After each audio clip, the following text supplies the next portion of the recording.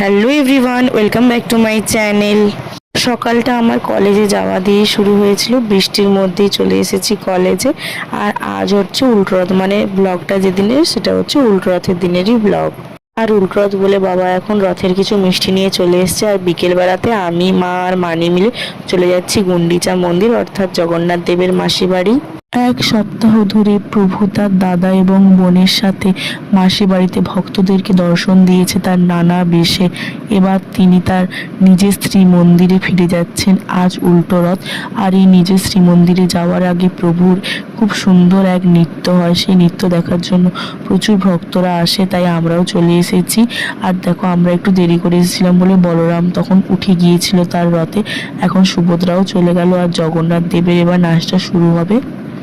জগন্নাথ দেব, বলরাম, সুভদ্রার এই নাচটা শুধুমাত্র আজকে হয় না, এটা কিন্তু জগন্নাথ দেব যেদিন সোজা রথে আসে সেই দিনও কিন্তু হয়।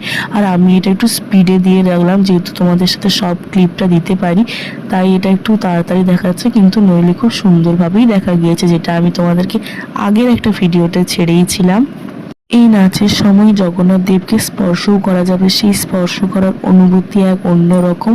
প্রভুর এই নাচের দৃশ্য সবাই ক্যামেরা বন্দি করবে বলে চারদিক থেকে ফোন, ক্যামেরা সমস্ত কিছু বের করে নিয়েছে, কারণ এই নাচ তো আর সারা বছর চাইলেও তারা দেখতে পারবে না।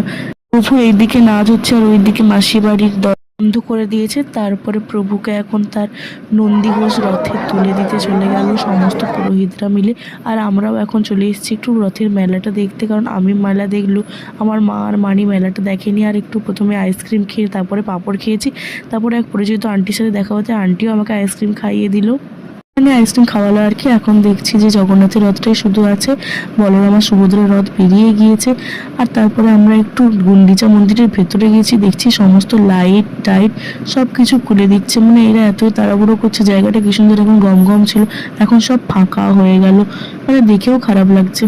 রথটা তো সোজা বেরিয়ে গেল আর আমরা এই গলি দিয়ে চলে এসেছি, কারণ আমাদের বাড়ির পাশ দিয়ে যখন রথটা যাবে তখন সেটা দেখবো আর কি। মেলা থেকে যে কাপটা কিনেছি সেই কাপটায় চা খেয়ে উদ্বোধন করে এখন চলে এসেছি রথ দেখতে। আমাদের এই সামনেই যে বড় রাস্তাটা আছে ওটা দিয়েই রথ যায়। অনেকগুলো প্রসেশন যাওয়ার পর এখন চলে এসেছে বলরামের রথ। আর জানো তো এবারে অনেকগুলো নতুন নতুন প্রসেশন অ্যাড হয়েছে দেখলাম, মানে প্রথম রথে যেটা ছিল না, এটা উল্টো রথে ওই প্রসেশনগুলো অ্যাড হয়েছে। আর দেখো, এখন আমরা রথের দড়িটা দিয়ে প্রণাম করে নিলাম। আর তারপরেই চলে এসেছে সুভদ্রা দেবীর রথ। সুভদ্রা দেবীর রথে তো মেয়েরা টানে, আর তোমরা তো জানো যে আগের বছর আমরা টানতে গিয়েছিলাম, এই বছর আর টানতে যাওয়া হলো না। আর এখন সুভদ্রা দেবীর রথ টেনে নিলাম। তারপরে প্রায় অনেকক্ষণ পর জগন্নাথ দেবের রথ এলো। আর দেখো, মাঝে মাঝে অনেক নতুন নতুন প্রসেশন অ্যাড করেছে। আর জগন্নাথ